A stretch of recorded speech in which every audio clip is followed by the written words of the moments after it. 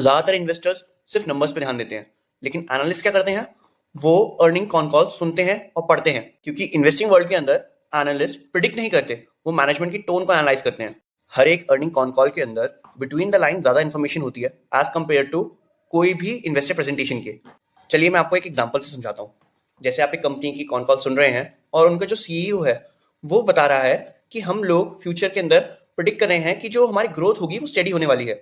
लेकिन अगर आप सिर्फ ट्रांसक्रिप्ट पढ़ने वाले हैं उसके अंदर, तो आपको सिर्फ ये वर्ड्स दिखेंगे, इसके पीछे की जो टोन है वो समझ में नहीं आएगी कि कब सीईओ की आवाज़ नीचे चली गई कि हाँ हम प्रिडिक्ट कर रहे हैं। उनकी जो वॉइस है उस पर ध्यान देना है कि अगर वो वॉइस नीचे जा रही है तो ये शो करता है लोअर कॉन्फिडेंस, या फिर उनकी गाइडेंस को देते हुए हेजिटेशन है, वो नंबर कोट नहीं करना चाह रहे। तो ये चीज़ें जो है वो अगर आप कॉन कॉल सुनते हैं तभी आपको पता चलती हैं। मैं पर्सनली जब भी कोई भी कंपनी की अर्निंग कॉन कॉल सुनता हूँ तो वो ट्रेंड लाइन के यूट्यूब चैनल के ऊपर सुनता हूँ, और उसके साथ साथ में मैं अर्निंग कॉन कॉल को पढ़ता भी रहता हूँ डॉक्यूमेंट के थ्रू।